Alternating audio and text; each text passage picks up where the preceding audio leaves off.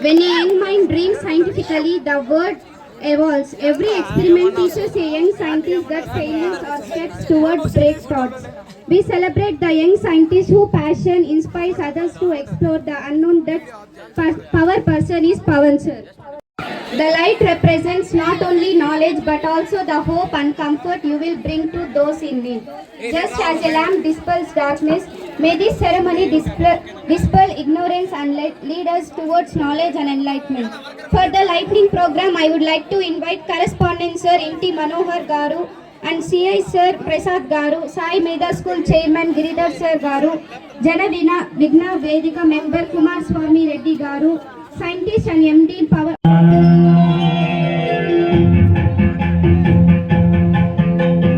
जय जय शुभकर विनायक श्रीकांति माधवर सिद्धि विनायक जय जय Shubhkar Vinayak श्रीकांति माधवर Siddhi Vinayak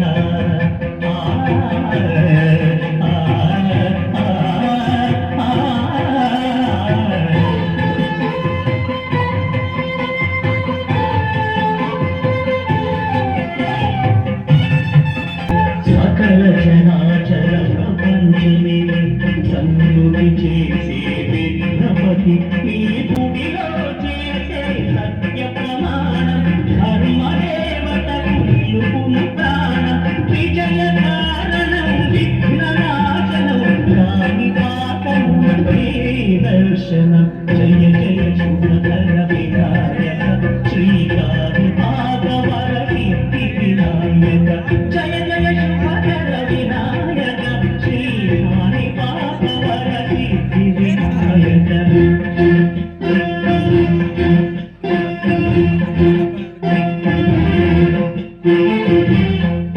At the same time, he requires the training of mind. The training of mind is fostered here in this prestigious institution. So he is the doyen of the skill. He has come all the way, leaving apart agriculture, leaving apart business and all, and he is into the field of education. He has contributed through his children. They are giving you the most needed, required education of the mind. Do you follow me? చాలా సైలెంట్గా ఉన్నారు, అర్థమైందా? Right. So here we go again. Education any institute can impart, but the values that propound education that are needed very much for life are different. All schools, all institutions, they foster those values also. One among them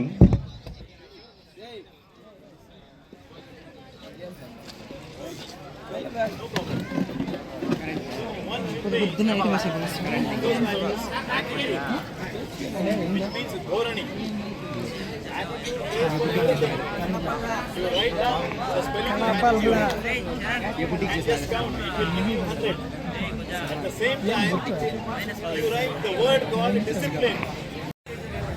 ఒకరోజు అదే shop మీద ఒక wind mill ఉండేది. ఆ shop అతనిదేని కానీ ఆ wind మిల్లుకు ఆయనకి ఏదో సంబంధం ఉంది అనే విషయం నాకు తెలియదు.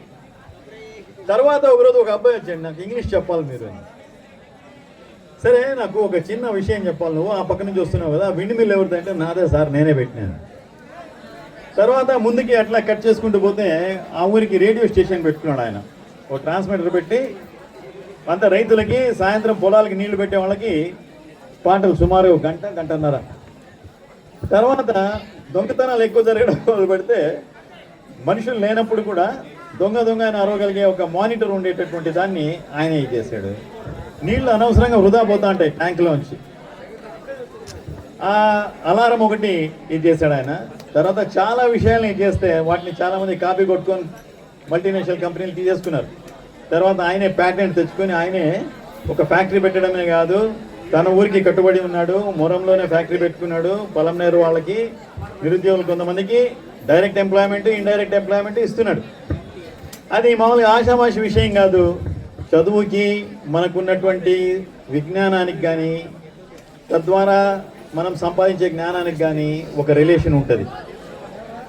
చదువు వెనుక ఒక పెద్ద పునాది ఏమరా అంటే దినచర్య. ఆయనకు ఆ రంగంలో ఆసక్తి ఉంది. వాళ్ళ నాన్నగారు రైతు. ఇక్కడెక్కడ కూడా మునగ చెట్లు లేనప్పుడు, ఆ వ్యవసాయం లేనప్పుడు వాళ్ళ తోటలో ఉండేది అది. ఆయనకు కూడా ఒక రకమైన దార్శనికత ఉంది. వాళ్ళ బాబాయ్ ఆ కాలంలోనే ఎంఎస్సి జియోగ్రఫీ.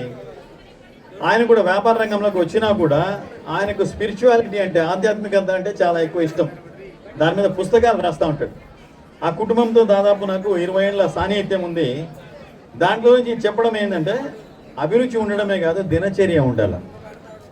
చాలామంది సెల్లులు పట్టుకొని ఉంటారు. మిమ్మల్ని ఎక్కడికి తీసుకుపోదు సెల్. ఎక్కువ మాట్లాడితే మానసిక రుగ్మతల పాలైపోయి హాస్పిటల్కి పోవాల్సి వస్తుంది. కాబట్టి యాటిట్యూడ్ అనేది కరెక్ట్గా ఉండాలంటే దానికి డిసిప్లిన్ ఉండాలా, కమిట్మెంట్ మీద నేను 3 ఉదాహరణలు ఏమో చెప్పాను. ఒకటి, చందనం తీసుకోండి. మంచి పరిమళానికి అది జన్మభూమి. చందనం అనేది, పరిమళం అనేది దాని పరిభాష, దాని మాతృభాష. నువ్వు దాని నీళ్ళలోకి వేయి, నీళ్ళకి పరిమళం వస్తుంది. నువ్వు దాని నిప్పుల్లో గిరాటేయి, అక్కడ కూడా అది పరిమళమై వికసిస్తుంది. నువ్వు దాన్ని నరికి పారే చెట్టుని, గొడ్డలికి కూడా అది పరిమళం ఇస్తుంది. కమిట్మెంట్ అంటే అదనమాట. ఆ కమిట్మెంట్ నీకు నీ కుటుంబం పట్ల ఉండాలా. నీ కుటుంబం పట్ల ఉండాలంటే ముందు నీ పట్ల నీకు కమిట్మెంట్ ఉండాలా. ఎటు పోతున్నావు, ఎందుకు పోతున్నావు. ఒక కుటుంబానికి విలువలు అనేటివి ఉంటాయి. 10 మందికి మామూలుగా ధాన్యము, ఆహారము సప్లై చేసే కుటుంబం ఏదంటే రైతులు. ఆ రైతు కుటుంబానికి సంబంధించిన వాడు కాబట్టి దాన్ని దిశ మార్చినా కూడా 10 మందికి చదువు పెట్టాలా. తిండి అయితే ఈరోజు తినేసి వదిలేస్తాం. చదువు అయితే మనం పోయిన తర్వాత కూడా, ముఖ్యంగా నా గురించి అయితే ఇంకా నా ప్రయాణం దగ్గరికి వచ్చేసింది కాబట్టి దాని మీద రాస్తారు నేనేం చదివినా అని. కాబట్టి ఆ 2 అక్షరాలని కానీ, ఆ పేరంతా పొడవైనటువంటి విద్యని కానీ ఎవరు కూడా మార్చలేరు. 1 ఇంచి కూడా నా గతాన్ని ఎవరు మార్చలేరు. దానికి పునాదిగా ఉన్నది ఏమనంటే నా కమిట్మెంట్. దానికి పునాదిగా ఉన్నది ఏమనంటే నా యాటిట్యూడ్. కాబట్టి మీకు కూడా ఏ మార్పులు లేకుండా ఉండదు. జీవితం మారుతూ ఉంటుంది. కొంచెం కోణం మారితేనే విమానం వచ్చేసి శత్రుదేశంలో దిగుతుంది. మొన్న జరిగినది చూడండి. అది జైపూర్లో దిగాల, వాతావరణం బాగాలేని దానివల్ల కొంచెం 1 డిగ్రీ పక్కకు పోతే పోయి పేషావర్లోనే ఎక్కడో దిగింది.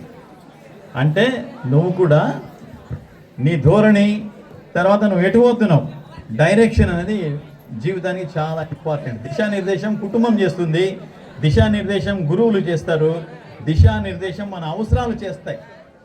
కాబట్టి అవసరం ఒక్కొక్కసారి ఏమవుతుందంటే, దురాశపూరితమైన అవసరం అయితే మనం పక్కదారిలో పోతాం.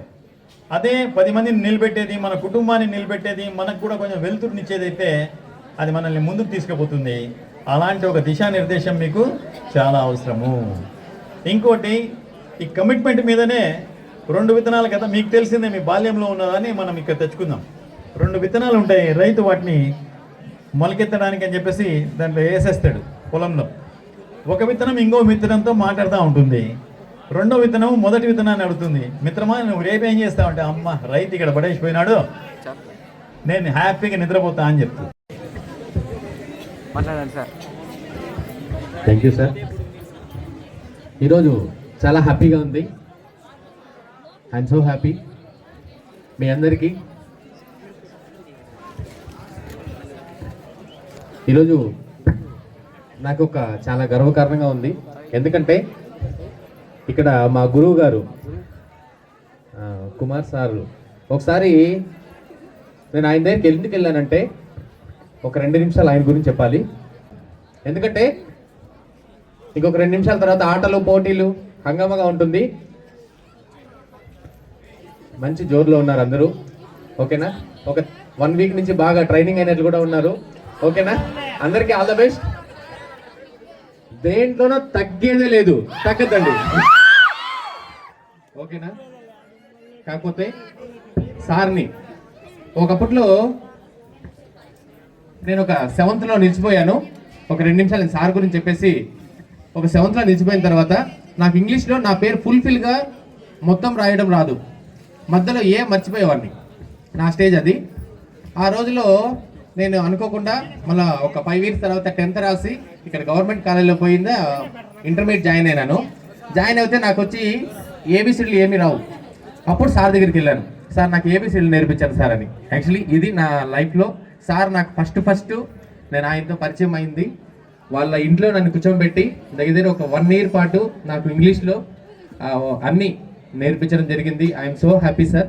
ఈ సందర్భంగా నేను ఆయనకి ఇప్పుడే కాదు ఎప్పటికీ నా ఫస్ట్ గురువు గారు ఆయనే నా దీంట్లో. తర్వాత నేను సి లాంగ్వేజ్ నేర్చుకున్నాను, ఎంబెడెడ్ నేర్చుకున్నాను, అన్నీ నేర్చుకున్నాను. కానీ అవన్నీ నేర్చుకోవడానికి ఫస్ట్ ఒక విత్తనం వేసింది మా గురువు గారైన కుమార్ సార్. నిజంగానే సార్ నేను ఆ రోజున ఎప్పటికీ లైఫ్లో మర్చిపోలేను, నిజంగా మనస్ఫూర్తిగా. ఇంకా మా అన్న, నేను మామూలుగా అన్న అంటాను చూసారా, ఒక పలమనేరులో ఒక కాలేజీ స్థాపించి శ్రీ విద్య కాలేజీలో నాకు ఈ మధ్యలో మన కాలేజీ గురించి ఒక గొప్ప విషయం తెలిసింది. మామూలుగా ఎక్కడ కూడా కానీ కాలేజ్ అంటానే ఫస్ట్ ఫీజు ఎంత అని అడుగుతారు. కానీ మన కాలేజీలో ఇంటర్మీడియట్ స్టూడెంట్స్కి అందరికీ ఫ్రీ అని చెప్పారు. నిజంగానే సార్, హ్యాట్స్ ఆఫ్ సార్. నేను కొన్ని వందల కాలేజీలకు వెళ్ళాను, కొన్ని వందల స్టేజ్ల పైన మాట్లాడాను. కాకపోతే నేను ఫస్ట్ టైము మా కాలేజీలో ఫీజే లేదు, మా కాలేజీలో ఫ్రీ అని చెప్పడం ఫస్ట్ టైం సార్. నిజంగానే హ్యాట్స్ ఆఫ్ సార్, ఆ విధంగా చేశారు. ఇంకా నెక్స్ట్ మన హర్ష సార్. నిజంగానే నేను ఆయనకి, ఎందుకంటే ఆయన గురించి నేను ఒకటి చూశాను. మామూలుగా ప్లేస్మెంట్స్ అనేది ఎప్పుడంటే పెద్ద పెద్ద కాలేజీలు ఇంజనీరింగ్ చదివే టైంలో ప్లేస్మెంట్స్ వాటి గురించి ఆలోచిస్తారు. కాకపోతే హర్ష సారు ఇక్కడ ఉండే మన స్టూడెంట్స్కి ఎందుకు మనం ప్లేస్మెంట్స్ పెట్టకూడదని మన కాలేజీలో పెద్ద పెద్ద కంపెనీస్ని పిలిచి ఇంటర్వ్యూస్ పెట్టారు సార్. ఆయన కనపడలేదు, ఇప్పుడు ఎక్కడ ఉన్నారు. Okay sir, hats off sir.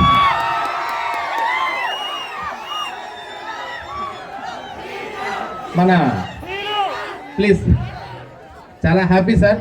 ఎందుకంటే సార్ మామూలుగా ప్రతి ఒక్క కాలేజీ కూడా కానీ చదివి అయిపోయిన తర్వాత, ఒక డిగ్రీ అయిపోయిన తర్వాత ఓకే మనది అయిపోయింది అలా అనుకోకుండా మీరు ఇక్కడ చదువుతుంటేనే మీకే జాబ్స్ కావాలనేసి నాకు ఒక 5 times ఫోన్ చేశారు. అంతేకాకుండా ఇక్కడున్న స్టూడెంట్స్ కూడా నా దగ్గర ఇప్పుడు ఒక 2-3 వర్క్ కూడా చేస్తున్నారు.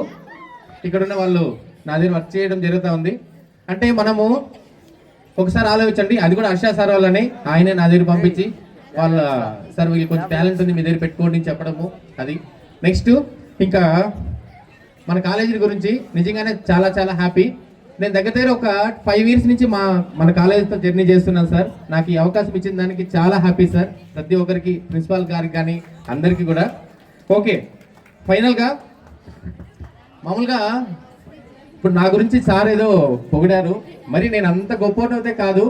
కాకపోతే మనిషికి ఒక పట్టుదల అనేది ఉంటే మనం దేనైనా సాధించవచ్చు.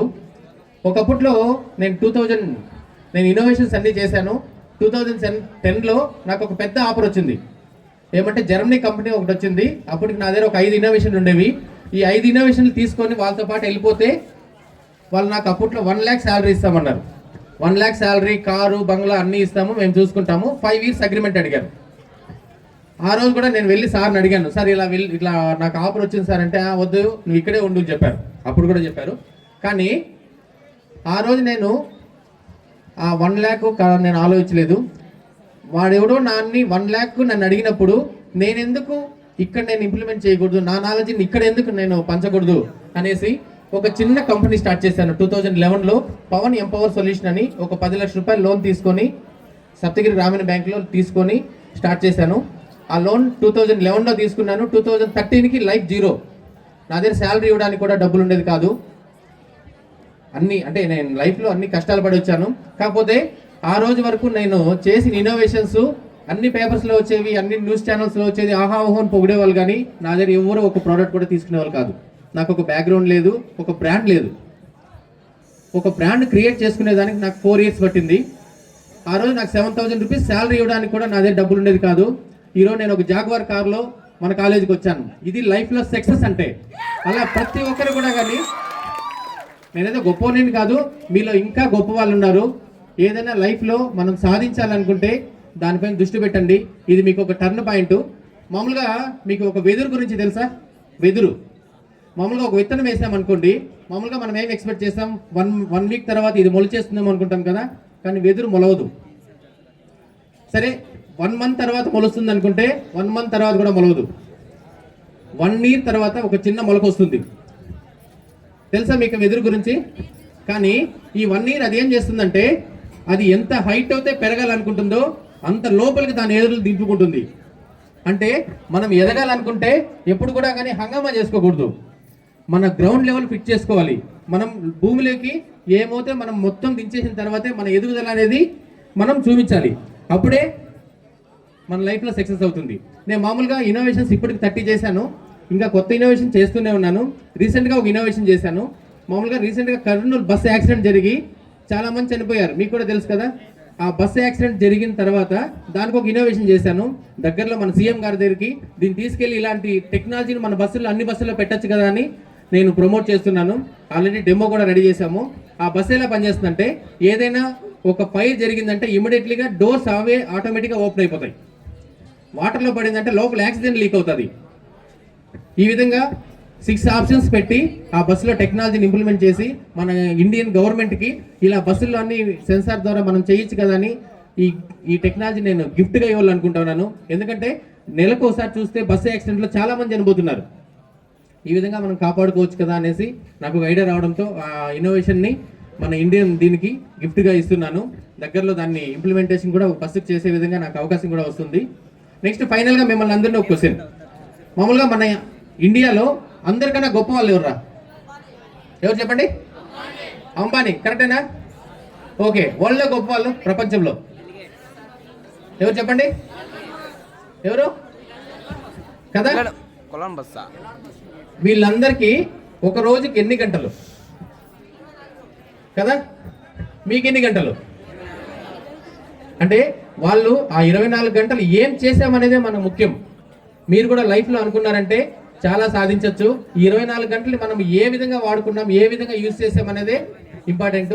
ఫైనల్గా నా ఉద్దేశం ఏమంటే, మామూలుగా మన బిల్ క్లింటన్కి కానీ, ఎలాన్ మాస్క్ కానీ, మన మోడీ గారికి కానీ, లేదంటే మన చీఫ్ మినిస్టర్ కావచ్చు, మీకు కావచ్చు, నాకు కావచ్చు, ప్రతి ఒక్కరికి ఒక రోజుకి 24 గంటలే.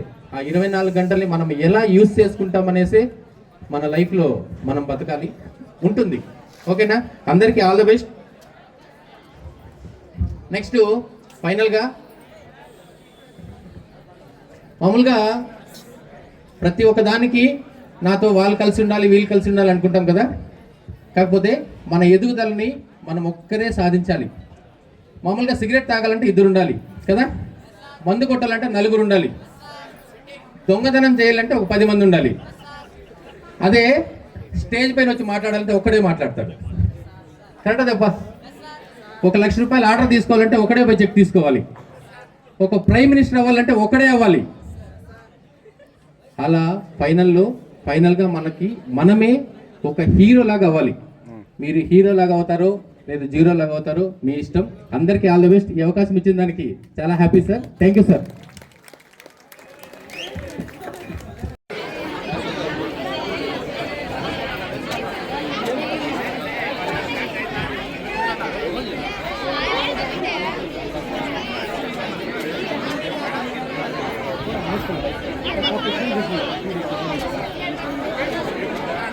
Cricket, sir.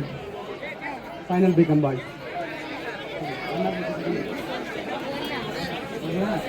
Final become